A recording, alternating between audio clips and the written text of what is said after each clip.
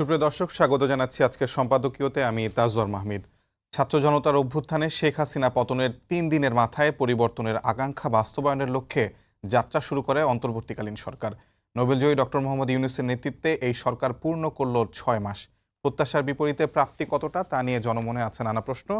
সেসব নিয়ে আলোচনা করতে আজকে আমাদের সম্পাদকীয়র বিষয় অন্তর্বর্তীকালীন সরকারের ৬ মাস। আর এ নিয়ে আলোচনার জন্য স্টুডিওতে উপস্থিত আছেন অ্যাডভোকেট শিশির মনির, আইনজীবী, বাংলাদেশ সুপ্রিম কোর্ট, এবং নাজমুল আশরাফ, প্রধান সম্পাদক, গ্লোবাল টেলিভিশন। আপনাদের সবাই দুইজনকেই স্বাগত আমাদের স্টুডিওতে। দর্শক, আপনারাও এই আলোচনায় অংশ নিতে পারেন। এই জন্য আপনাদের ফোন করতে হবে টেলিভিশনে দেখানো নম্বরে, এছাড়া ফেসবুকের মাধ্যমে আপনাদের মন্তব্য পাঠাতে পারেন আমাদেরকে। আলোচনার শুরুতে জানিয়ে দেব এখনকার প্রধান শিরোনামগুলো। গাজীপুরের ছাত্র জনতার উপর হামলার প্রতিবাদে বিক্ষোভ, আওয়ামী সন্ত্রাসীদের গ্রেফতার না করা পর্যন্ত আন্দোলনের হুঁশিয়ারি, গুলিবিদ্ধ বৈষম্য বিরোধী শিক্ষার্থী।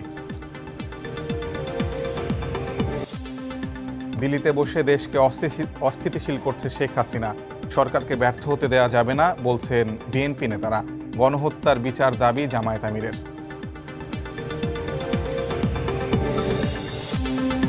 অন্তর্বর্তী সরকারকে নেতিবাচকভাবে তুলে ধরতে $1 মিলিয়ন খরচ করছে পতিত স্বৈরাচারের ঘনিষ্ঠরা, উস্কানি দিচ্ছে ভারতের গণমাধ্যম, অভিযোগ প্রেস সচিবের।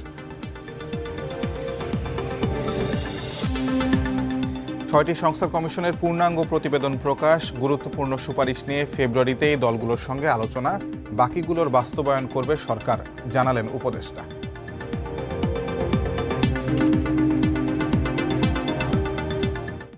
আমরা আলোচনায় আসি। প্রথমেই শিশির মনির, আইনজীবী, বাংলাদেশ সুপ্রিম কোর্ট, আপনাকে দিয়ে শুরু করি। আপনি অভ্যুত্থানের পর ৬ মাস আজকে পূর্ণ হলো অন্তর্বর্তীকালীন সরকারের। এই সরকারের আইন শৃঙ্খলা পরিবেশ, দ্রব্যমূল্য এবং সার্বিক পরিবেশ নিয়ে আসলে আপনি কতটা সফল, কত মার্কস দেবেন সরকারকে, এবং কতটা বিফল বলে মনে করেন?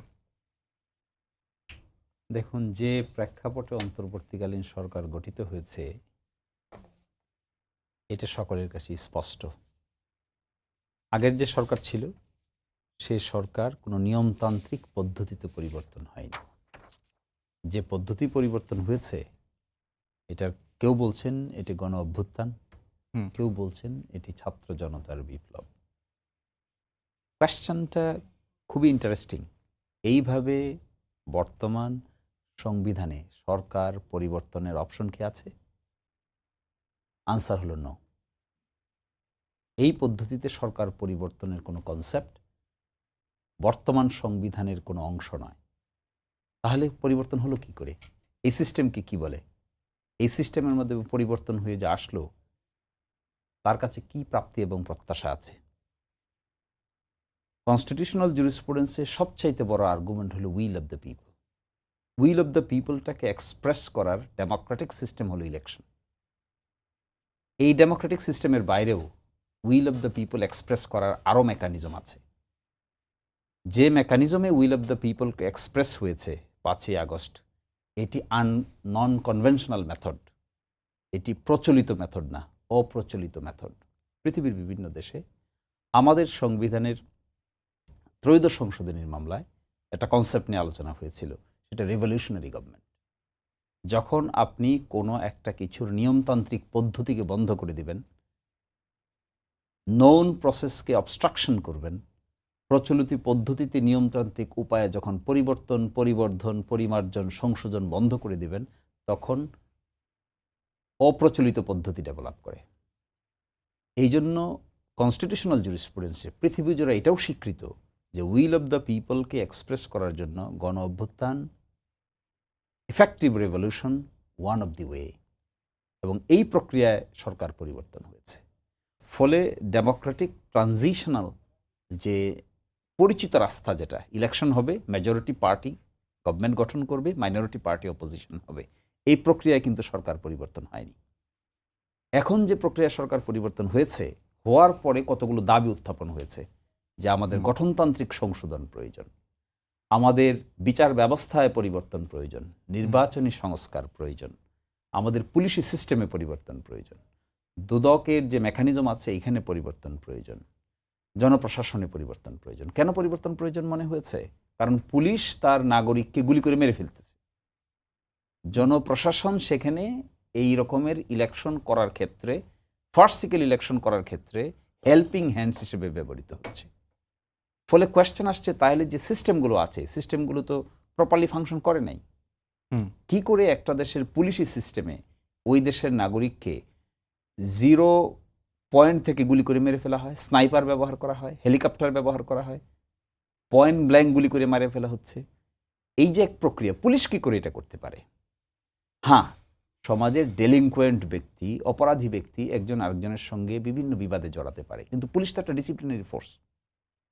জনপ্রশাসন তো সবচাইতে এডুকেটেড ক্রিম পিপলদের সমন্বয়ে গঠিত এক ধরনের প্রশাসনিক কর্মকর্তা কর্মচারীগণ, যারা ট্রেইনড আপ দেশে বিদেশে। তারা কি করে ইলেকশন রিগিংয়ে থাকে? কি করে একজন এসপি সাহেব খালি বাক্সে ভোট দেওয়ার জন্য উৎসাহিত করেন? তিনি তো বাংলাদেশের সবচাইতে ভালো বিশ্ববিদ্যালয়গুলিতে পড়েছেন যারা, তাদের মধ্যে স্বীকৃত জন। তাহলে এই ডিগ্রি, এই পড়াশোনা এইভাবে ডেভেলপ করা, এই ট্রেনিং প্রক্রিয়ার মধ্য দিয়ে কি করে রাষ্ট্রীয় বাহিনীগুলো এই প্রক্রিয়ায় অবতীর্ণ হয়? কি করে ইলেকশন কমিশন এইভাবে একটা ইলেকশনকে অ্যাপ্রুভ করে? সকলেই দেখি আমরা ইলেকশন হয় নাই, সকলেই দেখি আমরা কেউ ভোট দিতে যায় না, ইলেকশন কমিশন বলে 40% ভোট। মানে আপনি বলছিলেন যে যদি কোনো মানে ডেমোক্রেটিক ওয়েতে আসলে ট্রানজিশনটা হতো, সেক্ষেত্রে একটা মেজরিটি পাওয়ারে থাকতো, মাইনরিটি অপোজিশনে থাকতো, কিন্তু গণ অভ্যুত্থান যেহেতু হয়েছে সেহেতু কি আসলে মানুষের আকাঙ্ক্ষাটা বেশি ছিল কিনা, এবং সেই কারণে আসলে 6 মাসের মাথায় আপনি কি দেখছেন কতটা সফল সরকার? সেই জন্য দেখছি, সেই জন্য প্রশ্ন উঠেছে যে এক্সিস্টিং সিস্টেমরা আমরা ওয়ার্ক করেছিলাম, আমাদের এই রাষ্ট্র যে কনস্টিটিউশনাল মেকানিজমে পরিচালিত হয়েছে, সেই কনস্টিটিউশনাল মেকানিজমে পরিচালিত হওয়াটা সাফিসিয়েন্ট কিনা, নাকি গঠনতান্ত্রিক পরিবর্তন দরকার। সেই উদ্দেশ্যকে সামনে রেখে এইটি তো একজন দুজন মানুষের ভাবনার বিষয় নয়, এটি তো সুচিন্তিত মতামত প্রয়োজন। এই জন্য গভর্নমেন্ট ফর্মুলেটেড কমিশনস। এটা উন্নত বিশ্বে commission is a very important একটা ইনিশিয়েটিভ নেওয়া হয়, যেখানে স্টাডি করে যারা রেলেভেন্ট ফিল্ডের লোক, যাদের এই ব্যাপারে জ্ঞান আছে, এক্সপার্টিজ আছে, তারা রেকমেন্ডেশন দেয়। আজকে দেখলাম 6টা কমিশনের রিপোর্ট পাবলিশ হয়েছে অফিসিয়ালি। এখানে যে ধরনের রেকমেন্ডেশন এসেছে, বিশেষ করে কনস্টিটিউশনাল ডিসপেন্সেশনে যে পরিবর্তনগুলো ওনারা চেষ্টা করেছেন, তার মধ্যে একটা হলো যে আমাদের রাষ্ট্রটা যে সমহান আদর্শের উপর ভিত্তি করে যাত্রা শুরু করেছিল 1972 কনস্টিটিউশনে, সেখানে কিছু পরিবর্তনের কথা তারা বলছেন। আরেকটা কথা তারা বলছেন যে একটা ক্ষমতার ভারসাম্য প্রয়োজন। আমি এই বিষয়ে আপনার কাছে আসবো, তার আগে মানে এই বিষয়ে আপনার কাছে বিস্তারিত আরো জানতে চাবো, আপনি একটা গঠনতান্ত্রিক পরিবর্তনের প্রয়োজনীয়তা আছে কিনা সেই বিষয়েও আসলে বলছিলেন। আমি আরো বিস্তারিত জানবো যে আজকে যে 6টি সংস্কার কমিশন প্রতিবেদন দিয়েছে এবং সুপারিশও দিয়েছে সরকারকে, যে অন্তর্বর্তীকালীন সরকার অন্য দলগুলো, রাজনৈতিক দলগুলোর সঙ্গে আলোচনা করে কোনগুলো বাস্তবায়ন করতে পারে, সেই বিষয়ে আপনার কাছে জানবো। তার আগে নাজমুল আশরাফ ভাই, আপনার একটু মূল্যায়নটা জানতে চাই যে 6 মাসে এই অন্তর্বর্তীকালীন সরকারের যে পারফরমেন্স, মানুষের আকাঙ্ক্ষা, সে আকাঙ্ক্ষার কতটুকু প্রতিফলন হয়েছে বলে আপনি সাংবাদিকের দৃষ্টিকোণ থেকে মনে করেন? ধন্যবাদ আপনাকে। আমরা জানি যে একটি রক্তাক্ত গণ অভ্যুত্থানের মাধ্যমে এই সরকার এসেছে। অভ্যুত্থানের পরে 3 দিন দেশে কোনো সরকার ছিল না, চরম একটা বিশৃঙ্খল অবস্থায় এই সরকার দায়িত্ব নিয়েছে। সেই জায়গা থেকে আস্তে আস্তে স্বাভাবিক অবস্থায় ফিরিয়ে আনা কঠিন কাজ। দায়িত্ব নিল, আস্তে আস্তে স্বাভাবিক অবস্থা তৈরি করার তারা চেষ্টা করলো। প্রথম চ্যালেঞ্জ ছিল আইন শৃঙ্খলা পরিস্থিতি, জননিরাপত্তা, অপরাধ, এগুলোকে মোকাবেলা করা। কিন্তু পুলিশ থেকেও ছিল না, পলাতক ছিল, তারপর এসছে। এরপরও এই 6 মাস পরও কিন্তু পুলিশ তার স্বাভাবিক দায়িত্বটা পালন করছে না। কেন করছে না সেটি হয়তো অন্য বিতর্ক, কিন্তু পুলিশ যেই ভূমিকা নেয়ার কথা জনস্বার্থে, জনগণের নিরাপত্তার স্বার্থে, আইন শৃঙ্খলা পরিস্থিতি এবং অপরাধ মোকাবেলার ক্ষেত্রে, সেই ভূমিকাটা আমরা পুলিশের দেখছি না। আমরা জানি যে এই অপ্রতুলতার কারণে পুলিশের ভূমিকা, শক্তি, সামর্থ্য, তৎপরতা, সেনাবাহিনীকে দায়িত্ব দেওয়া হয়েছে, ম্যাজিস্ট্রেসি পাওয়ার দেওয়া হয়েছে। অনেক বড় বড় ঘটনার ক্ষেত্রে সেনাবাহিনী ভূমিকা নিচ্ছে। দৈনন্দিন জীবনের ছোটোখাটো বিষয়ে যেটি পুলিশেরই দেখার কথা, সেই জায়গায় যথেষ্ট ভূমিকা তারা রাখতে পারছে না। ফলে আইন শৃঙ্খলা পরিস্থিতি মোকাবেলা অভ্যুত্থান পরবর্তী এটা অনেক বড় চ্যালেঞ্জ ছিল। সেই চ্যালেঞ্জটা এই সরকারের জন্য আরও বেড়ে গেল যখন একের পর এক মানুষ আন্দোলনে নামছে বিভিন্ন দাবি দাওয়া নিয়ে। যারা আন্দোলনে নামছে তাদের উদ্দেশ্য কি, পরিচয় কি, কেন এখন নেমেছেন, 16 বছরের ক্ষোভ বঞ্চনা এখন কেন এসে উগরে দিচ্ছেন, যখন যেখানে যার খুশি আন্দোলনে নেমে যাচ্ছে অযৌক্তিক দাবিতে, গুরুত্বহীন দাবিতে, কোনো রকমের বাছ বিচার ছাড়া আপনি রাস্তা দখল করছেন, আপনার জনদুর্ভোগ তৈরি করছেন, আইন শৃঙ্খলা নষ্ট করছেন। আবার সেই আন্দোলনকারী প্রায় 150 মতো আন্দোলন এই 6 মাসে মোকাবেলা করেছে সরকার। তার অনেকগুলো আলাপ আলোচনা করে দাবি দেওয়া মানার আশ্বাসে প্রেস সচিব বলেছেন 180টি। 180, তাহলে তো অনেক বেড়ে গেছে। 136 পর্যন্ত আমরা শুনছিলাম, বা প্রায় 150 ওর বেড়ে গেছে। তার মানে এতগুলো আন্দোলন মোকাবেলা করা, সেই আন্দোলনগুলোর যৌক্তিকতা, দাবির যথার্থতা নিয়ে আমরা অনেক প্রশ্ন করতে পারি, কিন্তু সেটা মোকাবেলা করতে হয়েছে। আবার কোনো কোনো আন্দোলনের ক্ষেত্রে দেখা গেছে কি যে সরকার যা করার কথা, আইনশৃঙ্খলা বাহিনী যা করার কথা, জননিরাপত্তার স্বার্থে দিনের পর দিন আপনি রাস্তা দখল করে মানুষের দুর্ভোগ তৈরি করবেন, আইন কানুন কোনো কিছু মানবেন না, অযৌক্তিক দাবিতে আপনি মাঠে নেমে আসবেন। তাদের অনেকের ব্যাপারে সরকার উদাসীনতা বা সহনশীলতা দেখিয়েছে। আবার কারো কারো যৌক্তিক দাবির ক্ষেত্রে দেখলাম পুলিশ হঠাৎ মানে টপ গিয়ারে চলে গেছে, লাঠিচার্জ, টিয়ার গ্যাস, জলকামান এগুলো ব্যবহার করে ফেলেছে। তো ফলে এই আন্দোলন দাবি দেওয়া এটা একটা আইনশৃঙ্খলার দিক। দ্বিতীয়ত অনেক রকমের অপরাধ, যেটি 5ই আগস্টের পরে পুলিশ এবং সরকার না থাকার কারণে যেই হারে বেড়ে গেছিল তার একটা ধারাবাহিকতা চলছিল।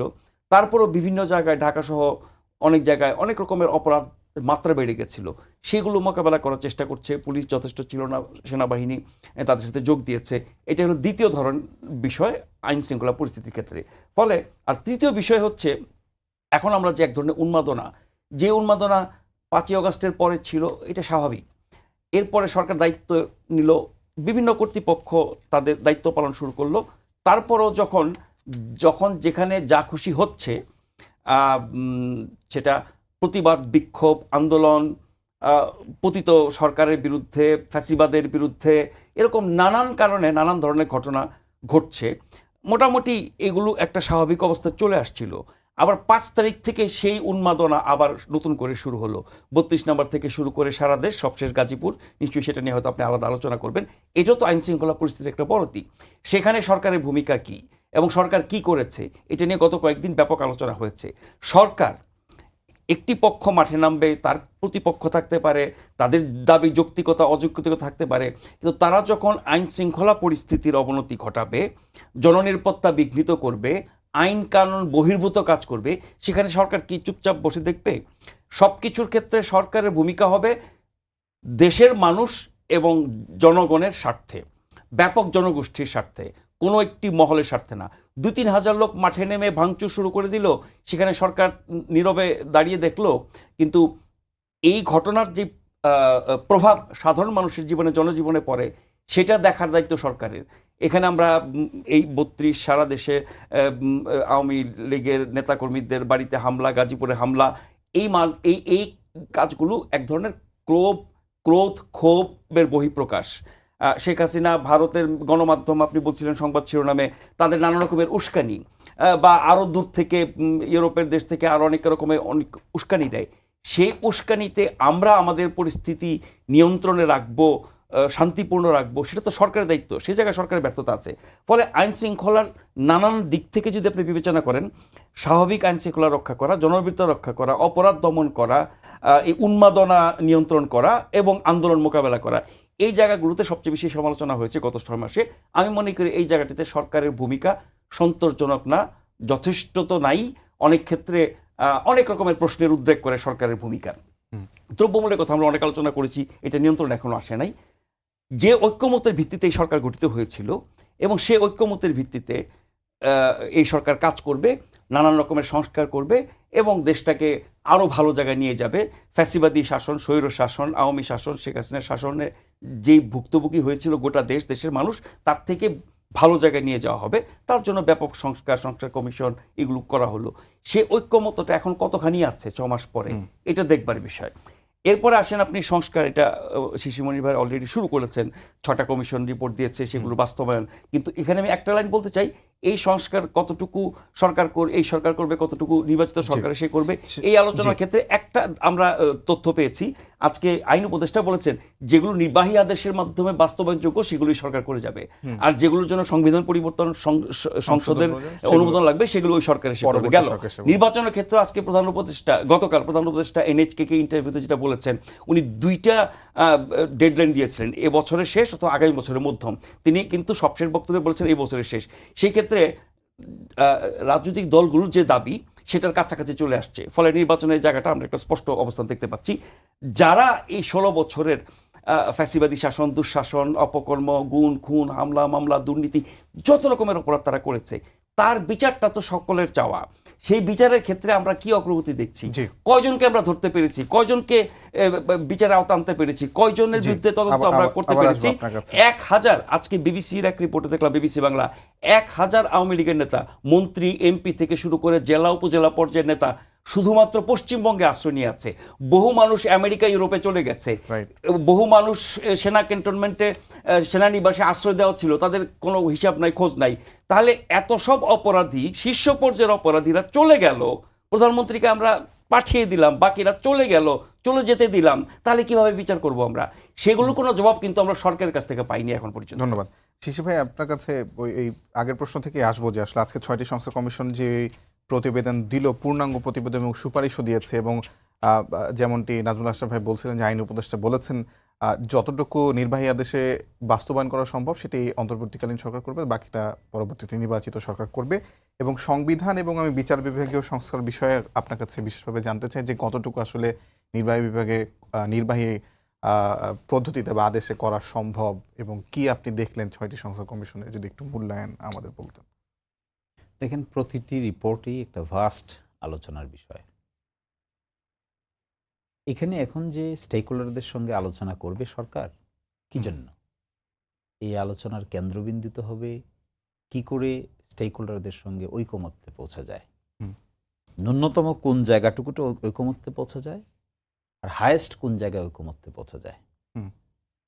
এই সরকারের বেসিসের মূল কেন্দ্রবিন্দুই হলো ঐকমত্য, ভ্যালিডিটির মূল কেন্দ্রবিন্দু। এটাই হলো উইল অফ দ্য পিপল। এখন যদি পলিটিক্যাল পার্টিজ এবং স্টেক হোল্ডার্সরা মিলে তারা সিদ্ধান্ত নেন যে এই বিষয়গুলোতে আমরা একমত পোষণ করলাম, তাহলে নেক্সট ইলেকশন কি করে হবে? নেক্সট ইলেকশন ওই ঐকমত্যের ভিত্তিতে, একটা ডকুমেন্টের ভিত্তিতে হতে হবে। বর্তমান যে কনস্টিটিউশনাল মেকানিজম আছে, এখানে তো দ্বিকক্ষ বিশিষ্ট পার্লামেন্ট নাই।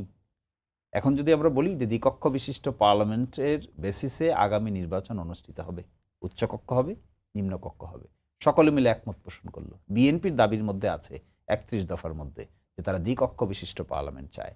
ফর এক্সাম্পল, সকল রাজনৈতিক দল একমত হলো দ্বিকক্ষ বিশিষ্ট পার্লামেন্ট চাই আমরা, উচ্চকক্ষ এভাবে গঠিত হবে, নিম্নকক্ষ এভাবে গঠিত হবে, এবং মহিলাদের জন্য আলাদা ইলেকশন হবে, যা প্রপোজ করেছেন ওনারা। এখানে 100টা আসন মহিলাদের জন্য হবে, শুধু মহিলারা সেখানে কম্পিট করবে। এটা যদি হয় তাহলে বর্তমান সংবিধানের অধীনে তো এই ধরনের মেকানিজম নাই। বর্তমান সংবিধানের অধীনে ইউনিটারি সিস্টেমে পার্লামেন্টারি ইলেকশন হবে, 300 আসন নির্বাচন হবে, একটা পার্লামেন্ট গঠিত হবে। এখানে উচ্চকক্ষ নিম্নকক্ষ বলতে কিছু থাকবে না। প্রাইম মিনিস্টার হবেন, প্রেসিডেন্ট হবেন, মিনিস্টার্স হবেন। তাহলে এই সংস্কার প্রস্তাবের বাস্তবায়ন কি করে হবে? ইলেকশনের আগে হবে নাকি ইলেকশনের পরে হবে? This mechanism is very important here. একমাত্র ক্রুশাল পয়েন্ট এটা। যদি আমরা একমত পোষণ করি দ্বিকক্ষ বিশিষ্ট পার্লামেন্টে হবে, আমি বড় ধরনের স্ট্রাকচারাল চেঞ্জ, কিন্তু এটা বড় ধরনের স্ট্রাকচারাল চেঞ্জ। এক জায়গায় তো প্রপোজ করেছেন যে প্রদেশ করতে হবে, 4টা প্রদেশ। এক জায়গায় প্রপোজ করেছেন যে প্রাইম মিনিস্টার এবং প্রেসিডেন্টের ক্ষমতার ব্যালেন্স আনতে হবে। দেখুন, ফর এক্সাম্পল, আমরা এক সময় শাহাবুদ্দিন সাহেবকে প্রধান বিচারপতি ছিলেন, শাহাবুদ্দিন সাহেব তত্ত্বাবধায়ক সরকারের প্রধান হয়ে একটা ইলেকশন করেছেন। ইলেকশন শেষ হওয়ার পরে তিনি আবার প্রধান বিচারপতি হয়েছেন। ওটার মূল বেসিস ছিল 3 জোটের রূপরেখা, এবং এটাই ছিল ঐক্যমত্যের বেসিস, যেটা বাংলাদেশের সংবিধানের 11তম এবং 12তম সংশোধনী। তখনকার সংবিধানে তো এটা পারমিটেড ছিল না। শিশির ভাই, আপনি 3 জোটের যে রূপরেখার কথা বললেন, সে সময় তো আরো অনেক বিষয় আসলে ঐক্যমত বিভিন্ন রাজনৈতিক দল, সব রাজনৈতিক দলগুলোর মধ্যে হয়েছিল, কিন্তু পরবর্তীতে সেগুলো বাস্তবায়ন হয়নি। মানে এখন যে সুপারিশগুলো আসছে সেগুলা যদি নির্বাচিত সরকার আসলে বাস্তবায়ন না হওয়ার একটা শঙ্কা কি থেকে যায় কিনা? অবশ্যই। আমি যে পয়েন্টটা মেক করতে চাই সেটা হলো এরকম হওয়া উচিত যে সবগুলো রাজনৈতিক দল মিলে যেখানে ঐকমত্য যে বিষয়গুলো হবে, এই ঐকমত্যের ভিত্তিতে একটা চার্টার হবে। ওই চার্টারের অধীনে পরবর্তী নির্বাচন অনুষ্ঠিত হতে হবে। বর্তমান সংবিধানের অধীনে উচ্চকক্ষ নিম্নকক্ষ বিশিষ্ট পার্লামেন্ট বলতে কিছু থাকবে না। বর্তমান সংবিধানের অধীনে প্রাইম মিনিস্টার এবং প্রেসিডেন্টের ক্ষমতার ব্যালেন্স বলতে কিছু নাই। বর্তমান সংবিধানের অধীনে বিচার বিভাগের বিকেন্দ্রীকরণ বলতে কোনো কনসেপ্ট নাই। আপনি হাইকোর্ট ডিভিশনকে সিলেটে নিতে পারবেন না, চট্টগ্রামে নিতে পারবেন না, বরিশালে নিতে পারবেন না। কিন্তু যদি ঐকমত্যের ভিত্তিতে চার্টার হয়, যেটা সাউথ আফ্রিকায় হয়েছিল। সাউথ আফ্রিকায় অ্যাপার্থেইড আন্দোলনের পরে তখনকার সংবিধানের অধীনে তারা নির্বাচন করেনি। তারা বেশ কিছু বিষয়ে একমত পোষণ করেছে, করে একটা চার্টার ডিক্লেয়ার করেছে। তারপর একটা ইলেকশন হয়েছে, ওই ইলেকশনে যে নতুন সরকার এসেছে তারা চার্টারের অধীনে ইলেক্টেড হয়েছে। এখন ফর এক্সাম্পল, এখন যদি ইলেকশন হয় এন্ড অফ দিস ইয়ার, ডিসেম্বরে ইলেকশন হলো, কোন সংবিধানের অধীনে হবে? এই সংবিধানের অধীনে ইলেকশন হবে? এই সংবিধানে এই এন্ড অফ ডিসেম্বর ইলেকশনের ম্যান্ডেট কোথায়? ম্যান্ডেট তো নাই। তো দেয়ার নিড এ ডিফারেন্ট চার্টার, যে চার্টারের অধীনে ইলেকশন হলে every election will B A legitimate election. আরেকটা বিষয় হচ্ছে যে এতগুলো যে 6টি সংস্থা কমিশন যে প্রতিবেদন দিয়েছে, তার মধ্যে আমি দেখলাম যে 183 পৃষ্ঠা মনে হয় সর্বনিম্ন। এর বড় বড় সব প্রতিবেদন, সবগুলো হয়তো আমাদের পড়তে বা গবেষণা করতে একটু সময়ও লেগে যাবে। কিন্তু এই এতগুলো আসলে যে সুপারিশ আসছে, যেগুলো তো আসলে পরিবর্তনই আনা মানে প্রয়োজন, সেক্ষেত্রে আপনি কি মনে করেন যে সংবিধান আবার পুনর্লেখনের প্রয়োজন আছে, নাকি না, বিদ্যমান সংবিধানের মধ্যে আসলে সংশোধন আনা সম্ভব? সংবিধান পুনর্লিখনই বলি আর সংশোধনী বলি, করবে কে? মেজর কোয়েশ্চেন কিন্তু এটা, who will do this? Amendment বলি অথবা রিরাইটিং অফ দ্য কনস্টিটিউশন বলি, এনিথিং। কিন্তু যতগুলো প্রস্তাব আসছে এগুলো সব সংস্কারের প্রস্তাব। কেউ রিরাইটিংয়ের প্রস্তাব বলেনি। কিন্তু সংস্কারের প্রস্তাবগুলো যেহেতু অনেক বেশি, সেই জন্য ধরে নেওয়া হচ্ছে যে এতগুলো সংস্কার সাধন করলে অনেকটা রিরাইটিংয়ের পর্যায়ে পড়বে। সেই প্রশ্নে একটা ইম্পর্টেন্ট প্রশ্ন হলো, করবে কে? যদি আমরা বলি যে নতুন পার্লামেন্টে যারা আসবেন 2/3 মেজরিটি নিয়ে তারা করবেন, তাহলে 2/3 মেজরিটির যে ইলেকশনের কথা আমরা বলছি, সেই ইলেকশন হবে কিসের অধীন? They need a document, they need a charter, they need a proclamation, আইনি ভিত্তি একটা। যদি ওই ভিত্তিটা ডেভেলপ, যে ডায়ালগটা হবে, আমার ধারণা ওই ডায়ালগটা হওয়া উচিত ওই চার্টারটা ডিক্লেয়ার করার জন্য একটা কনসেনসাস ডিক্লেয়ার করা। আপনার কাছে আমার শেষ প্রশ্ন একটু ছোট করে উত্তর দিবেন, সেটি হলো যে গত 6 মাসে আসলে আগের সময়ে আমরা বিচার বিভাগকে যতটা বেশি মানে সরকারের প্রভাব ছিল, সেখানে বিভিন্ন গোয়েন্দা সংস্থারও প্রভাব ছিল, সেটা আসলে 6 মাসে কতটা প্রভাব মুক্ত হয়েছে বলে আপনি মনে করেন? আমি এই 6 মাসে কোনো প্রভাব দেখিনি। এই 6 মাসে বিচার বিভাগের উপরে কেউ কোনো এক্সট্রা ভ্যাগেন, কোনো এক্সট্রা পাওয়ার ইনফ্লুয়েন্স ক্রিয়েট করছে, এটা বাস্তবে চোখে পড়েনি। আমার মনে হয় বাংলাদেশের ইতিহাসে এই বিচার বিভাগ যদি ঢেলে সাজানো সম্ভব হয়, পরিপূর্ণ স্বাধীনতাটা নিশ্চিত করা যায়। এখনও নিম্ন আদালতগুলো স্বাধীন নয়। নিম্ন আদালতের অধীনে কোনো সেপারেট সেক্রেটারিয়েট এখনও প্রতিষ্ঠা করা যায়নি। এখনও নিম্ন আদালতের বিচারকরা আইন মন্ত্রণালয়ের অধীনে আছে। এটার জন্য আমরা ফাইট করছি। সংবিধানের অনুচ্ছেদ 116কে আনকনস্টিটিউশনাল ডিক্লেয়ার করার জন্য we are fighting for that. The important issue হলো নিম্ন আদালতে আমাদের অনেক ব্রিলিয়েন্ট এডুকেটেড গ্র্যাজুয়েটসরা বিচারক হিসেবে অ্যাপয়েন্টেড হন, ইন্ডিপেন্ডেন্টলি অ্যাপয়েন্টেড হন। তারা ঢাকা বিশ্ববিদ্যালয়ে পড়েছে, রাজশাহী চিটাগাঙে পড়েছে, ভেরি ব্রিলিয়েন্ট অফিসার্স। কিন্তু তাদেরকে যদি ইন্ডিপেন্ডেন্টলি ওয়ার্ক করতে দেওয়া হতো, তাহলে উচ্চ আদালতে অবশ্যই মামলার জট অটোমেটিক কমে যেত। অসংখ্য ধন্যবাদ। এবং এটাই হওয়া উচিত প্রাইমারি কাজ। নাজমুল আশরাফ ভাই, বিএনপি এবং জামায়াতের দুটি কোর্ট থেকে আমি আসলে আপনাকে পরবর্তী প্রশ্নটি করতে চাই। সেটি হলো যে চলমান যে নৈরাজ্যের পরিস্থিতি, সেটি বিএনপি সমর্থন করে না। একটি তাদের অভ্যন্তরীণ সভায় সে সিদ্ধান্ত এসেছে এবং ভাঙচুরের ঘটনাগুলো আগামী নির্বাচনকে প্রলম্বিত করার ষড়যন্ত্র বলে বিএনপি মনে করছে। অপরদিকে জামায়াত বলছে যে আইন নিজের হাতে তুলে নেওয়ার কল্যাণ মানে নেয়ার কোনো কল্যাণ নেই আর কি, আর আইন শৃঙ্খলা বজায় রাখার আহ্বান জানিয়েছে জামায়াত। এই বিষয়টিকে মানে দুটি বড় দলকে কোট করে আপনি বললেন, যে কোনো দায়িত্বশীল ব্যক্তি, সংগঠন, দল কেউই বলবে না এই উন্মাদনা, এই উন্মাদতন্ত্র চলতে দেওয়া উচিত, বা গত কয়েকদিনে আমরা যা কিছু দেখলাম এটার সপক্ষে যারা ভাঙচুর করছেন, হামলা করছেন, তারা নিশ্চয়ই সপক্ষে বলবেন। কিন্তু যেই অভ্যুত্থানের শক্তি, যারা এই অভ্যুত্থান ঘটিয়েছেন, নেতৃত্ব দিয়েছেন, তাদের অনেকের, দু একজন বাদে অনেকের মুখে আমি শুনেছি যে এইভাবে চলতে পারে না, বা এই ধরনের কাজকে তারা সমর্থন করে না। কিন্তু হুম। কজ কি, পেছনে কি, উস্কানি কি, শেখ হাসিনা কি করেছেন, তার দল দেশে থেকে বেশি দেশে কি করছে, এগুলো নিয়ে ব্যাপক সমালোচনা আছে, ঠিক আছে। কিন্তু যে ঘটনাগুলো আমরা দেখলাম 5 তারিখের পর থেকে, এরকমটা একটা স্বাভাবিক মানে বাস্তবতায় চলতে পারে না, হওয়া উচিত না। যার যা অপরাধ তার জন্য আপনি বিচার করবেন, আইনি ব্যবস্থা নেবেন। ললেসনেসকে আপনি পারমিট করতে পারেন না, উন্মাদনাকে আপনি এনকারেজ করতে পারেন না। এবং এই মবক্রেসি এত বেশি উচ্চারিত, এখন অনেকে এটাকে হয়তো গালি হিসেবেও নিতে পারে, কিন্তু আমরা সেটার প্রভাব কিন্তু আবার দেখছি, যেটা এক সময় ছিল অভ্যুত্থানের পরপর, সেটা একটা বাস্তবতা ছিল। 6 মাস পরে এসে আবার যখন একই ঘটনা ঘটে, সেখানে আমি শুরুতে বলছিলাম যে প্রশাসনের নির্লিপ্ততা আমরা দেখি, সেই জায়গায় কিন্তু মানুষ অনেক বেশি ভীত সন্ত্রস্ত হয়, জননিরাপত্তা থেকে শুরু করে সব কিছু। প্রত্যেকটা ঘটনার একেবারে মানে গভীরে গিয়ে বিশ্লেষণ করা অনেক সময় সাপেক্ষ ব্যাপার, কিন্তু এই ধরনের ঘটনার ক্ষেত্রে বিএনপি, জামাত বা আরও যেসব রাজনৈতিক দল বা রাজনৈতিক ব্যক্তিত্বদের মামুনুল কথা আমরা হকও গত বলেছেন। কয়েকদিন শুনেছি, সবাই এটা সমালোচনা করছে, বিরোধিতা করছে, এটা কেউ চায় না। কারণ রুল অফ ল, একজন সর্বোচ্চ আদালতের আইনজীবী আছেন, এটা সবার আকাঙ্ক্ষা, রুল অফ ল, আইনের শাসন। সেই আইনের শাসন কারা নিশ্চিত করবে? সরকার, নির্বাহী বিভাগ, বিচার বিভাগ, এখন আইন বিভাগ তো নাই। ফলে এদের ভূমিকায় হওয়া উচিত মুখ্য আইনের শাসন। আপনি আইন আদালতের ঊর্ধ্বে উঠে যা খুশি যদি করেন, সেটা তো এক ধরনের নৈরাজ্য। সেই নৈরাজ্যের সমর্থন কোনো ব্যক্তি, দল, গোষ্ঠী কেউ করতে পারে না। এই জায়গাটায় সরকারের ভূমিকাটা আমার কাছে খুবই, মানে আমি বলবো যে ব্যর্থতা না, আমার কাছে খুব রহস্যজনক লেগেছে। কেন তারা এটা আমি আরেকটা প্রশ্ন করি আপনাকে, সেটি শিশির মনির ভাই আইনের মানুষ, তাকে আমি বিচার বিভাগের ব্যবস্থা জিজ্ঞেস করছিলাম যে স্বাধীনতা কতটুকু দেখতে পান। আপনি গণমাধ্যমের মানুষ, আমি আসলে গণমাধ্যমের স্বাধীনতা গত 6 মাসে আপনি কতটুকু পেয়েছেন? দেখেন, উপলব্ধি আওয়ামী লীগের 16 বছর গণমাধ্যমের স্বাধীনতা কেমন অবস্থা ছিল, এটা আমি আপনার সবাই জানি কিভাবে চলেছিল। এখন সর্বোচ্চ স্বাধীনতা আমরা ভোগ করছি বলা হচ্ছে। প্রধান উপদেষ্টা একবার না, অনেকবারই বলেছেন যে আপনারা মন খুলে লিখুন, সমালোচনা করুন, ভুল ধরিয়ে দিন, যত পারে যত খুশি আপনারা সমালোচনা করুন। এবং আমরা জানি যে এই ফ্যাসিবাদের পতনের পরে অনেক স্বাধীনতার মধ্যে গণমাধ্যমের স্বাধীনতা, মত প্রকাশের স্বাধীনতা, সেটি অবারিত হয়েছিল। এখন কি অবারিত আছে? আপনি একটা সত্য বলার পরও যেটি আরেকজনের পছন্দ হবে না, তার যে প্রতিক্রিয়া, হুমকি আমরা দেখছি, তাতে করে কিন্তু সবাই আবার নিজের মধ্যে গুটিয়ে যাচ্ছে। ভয়ের সংস্কৃতি চালু হয়েছে।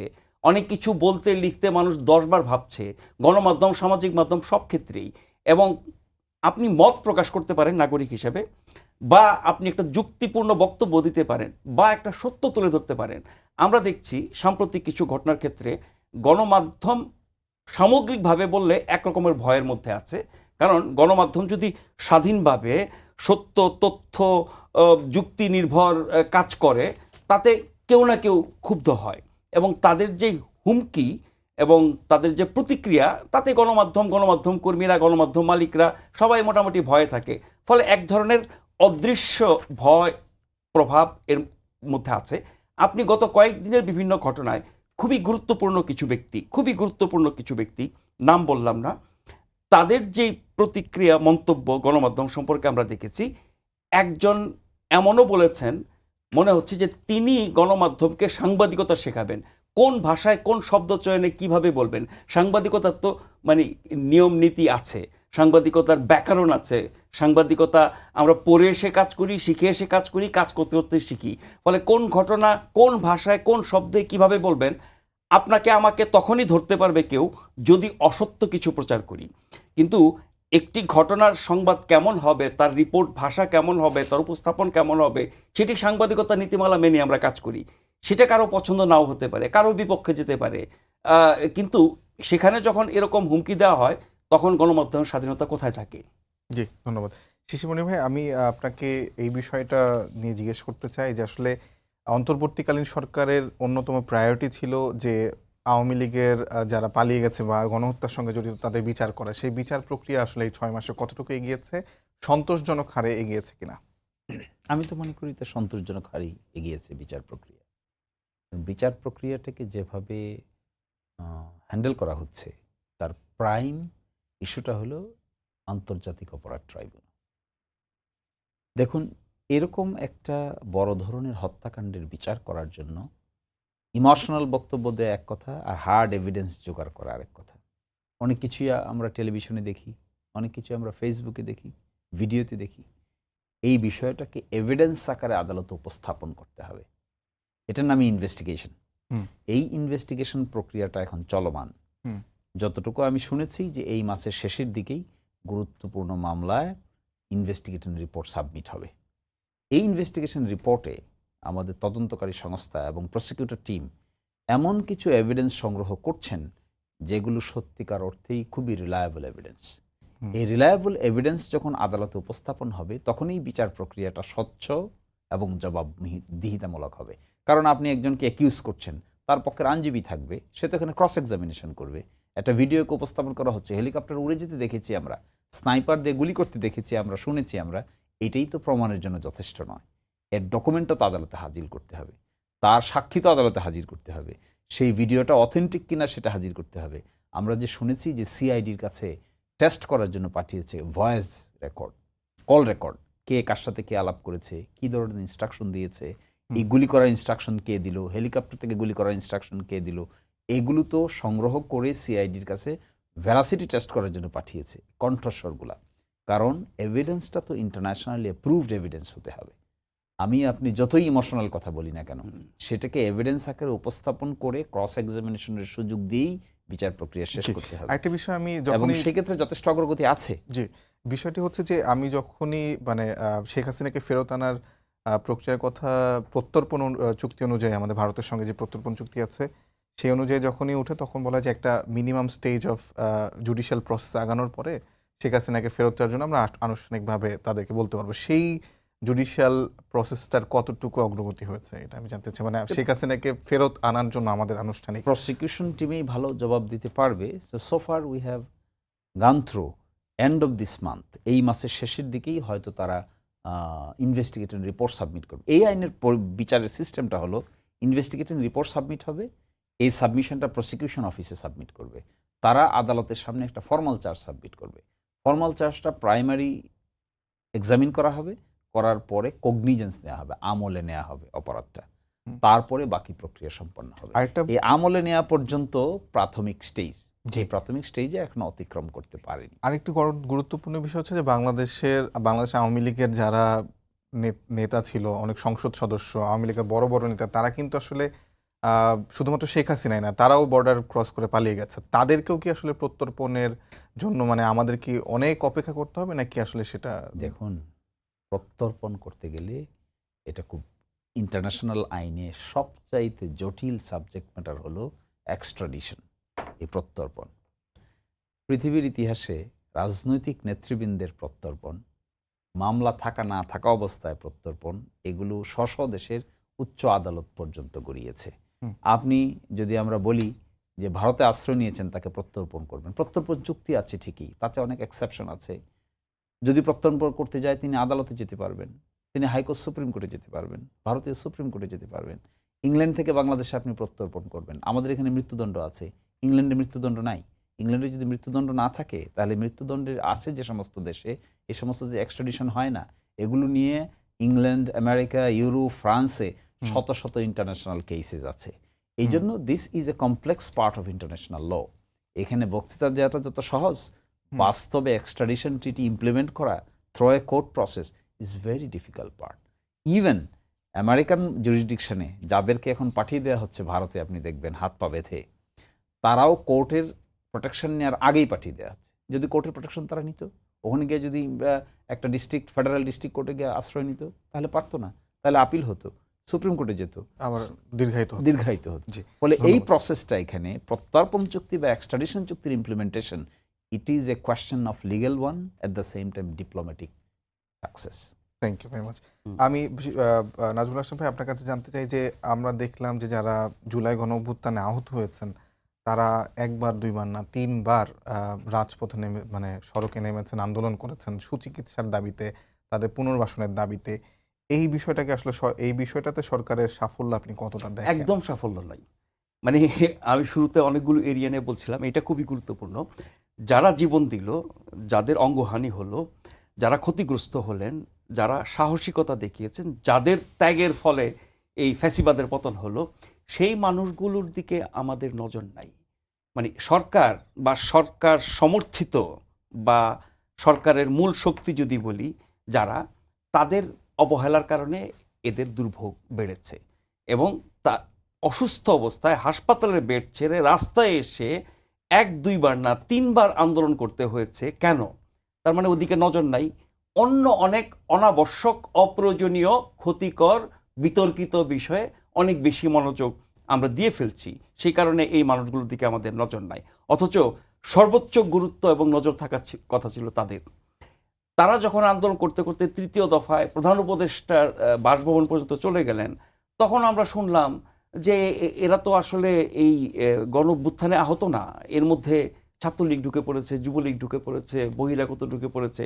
তাহলে বাছাই করে বলা হোক, যে মানুষগুলো 3 দফা আন্দোলন করলো, যারা বিভিন্ন হাসপাতালে আছে, তাদের প্রত্যেকের তথ্য তো হাসপাতালে আছে, কর্তৃপক্ষের কাছে আছে, জুলাই ফাউন্ডেশনের কাছে আছে। ওনারা বলুক যে 20 জনের মধ্যে কয়জন বহিরাগত, তাদের ধরা হোক, তাদের বিচার করা হোক। তারা যদি আন্দোলনের পরিস্থিতি তৈরি করে থাকে, সেই তথ্য প্রকাশ করে তাদের বিরুদ্ধে আইনানুগ ব্যবস্থা নেওয়া হোক। কিন্তু আপনি আপনার ব্যর্থতা এবং দায় এড়ানোর জন্য কোনো না কোনোভাবে আপনি ফ্যাসিবাদের উপর চাপিয়ে দিবেন। ফ্যাসিবাদের উপর চাপিয়ে দিয়ে আপনি আপনার সব ব্যর্থতা, সব অযোগ্যতা, সব ভুল ত্রুটিকে আপনি পাশ কাটাতে চান, এটা তো ভালো কোনো লক্ষণ না। যাই হোক, প্রশাসনের জায়গাটার কথা আমি একটু বলতে চাই। প্রশাসনিক সংস্কারের রিপোর্ট দিয়েছে প্রদেশ থেকে শুরু করে আরও অনেক কিছু বলা হয়েছে। আসলে ধরেন আমরা গণতান্ত্রিক বাংলাদেশ চাই, জনগণের স্বার্থে কাজ করবে যেই সরকার, সেরকম সরকার আমরা চাই, তার জন্য সেরকম প্রশাসন চাই। এই যে ব্রিটিশ আমলের আমলাতন্ত্র, যারা সব কিছু নিজের হাতে কুক্ষিগত করে রাখে, রাজনৈতিক সরকারও তাদের কাছে একরকম জিম্মি থাকে। আর অরাজনৈতিক, অবৈধ, আপনার স্বৈরাচারী, ফ্যাসিবাদী সরকার হলে তো কোনো কথাই নেই, তাদের তো রীতিমতো ঈদ লেগে যায়। সেই প্রশাসনের সংস্কার কতখানি হবে আমরা জানি না। এই প্রশাসনের ক্যাডারের মধ্যে আজকে নিশ্চয়ই খবর দেখেছেন, 25 ক্যাডার একযোগে হয়ে তারা এখন আন্দোলন করছে যে প্রশাসনিক ক্যাডারকে বেশি সুবিধা দেওয়া হচ্ছে। উপসচিব পদে 50% তারা, বাকি সব মিলে 15। এখানে বৈষম্য দূর করার জন্য তারা আন্দোলনে নেমেছে। এখন আবার আমরা হরহামেশাই শুনি, সরকারের উপদেষ্টাদের মুখে শুনি, বৈষম্য বিরোধীদের মুখে শুনি, অন্য আরো অনেকের মুখে শুনি যে প্রশাসনের মধ্যে ফেসিবাদের লোকজন সব রয়ে গেছে। তো আপনি ওইখানে তো কোনো পরিবর্তন করতে পারছেন না, আপনি তো সচিবালয়ে ভেঙে দিতে যাচ্ছেন না। তো ফেসিবাদের মূল শক্তি যদি প্রশাসন হয়, সেই প্রশাসনের উপর আমরা কতটা মানে চাপ তৈরি করতে পেরেছি, বদলাতে পেরেছি, বা তাদেরকে হুমকির মুখে রাখতে পেরেছি। আমি এক মিনিট আপনাদের দুজনের কাছে শুনবো যে রাজনৈতিক বিভাজন কিছু কিছু ক্ষেত্রে হয়তো দেখা যায় অভ্যুত্থানের পরবর্তী সময়ে। 1 মিনিটে একটু বলবেন যে এই বিভাজনটাকে আসলে, এই বিভাজনের থেকে পরিত্রাণের পথ কি, ঐক্যবদ্ধ কিভাবে হওয়া সম্ভব? আমার তো মনে হয় যে গভর্নমেন্ট যে ডায়ালগ ওপেন করতে যাচ্ছে, এর মাধ্যমে বিভাজন কমে যাবে এবং একটা মিনিমাম পয়েন্টে ঐকমত্য হবে। শেষ পর্যন্ত ঐকমত্য হওয়া ছাড়া রাজনৈতিক দলই বলি আর স্টেক হোল্ডারদের বলি, তাদের সামনে অপশন কি আছে? এই গভর্নমেন্ট যদি কোনো কারণে ফেল করে, কে বেনিফিটেড হবে? এন্ড অফ দ্য ডেতে কি হবে? এন্ড অফ দ্য ডেতে রাজনৈতিক দলগুলো বেনিফিটেড হবে গভর্নমেন্ট না থাকলে। যদি তাই না হয়ে থাকে, তাহলে সকলের সামনেই ঐকমত্য ছাড়া আর কোনো অপশন। ঐকমত্যের মাধ্যমে সরকার এসেছে, ঐকমত্যের মাধ্যমে সরকার বিদায় নেবে, ঐকমত্যের মাধ্যমে আমরা নতুন ধাপে যাব, নির্বাচনের মাধ্যমে গণতান্ত্রিক সরকার প্রতিষ্ঠিত হবে। সেই জায়গায় আমি দেখছি মোটা দাগে সব রাজনৈতিক দলই নির্বাচনের মাধ্যমে নতুন সরকার গঠনের ব্যাপারে ঐকমত্য হয়েই আছে। শুধুমাত্র নতুন যে দলটি গঠিত হতে যাচ্ছে তারা একটা ভিন্ন অবস্থানে আছে। জি, অসংখ্য ধন্যবাদ সবাইকে। ধন্যবাদ জানিয়ে শেষ করছি আজকের সম্পাদকীয়। আগামীকাল আবারও দেখা হবে রাত 10টায়। দেখার আমন্ত্রণ রইল। শুভরাত্রি।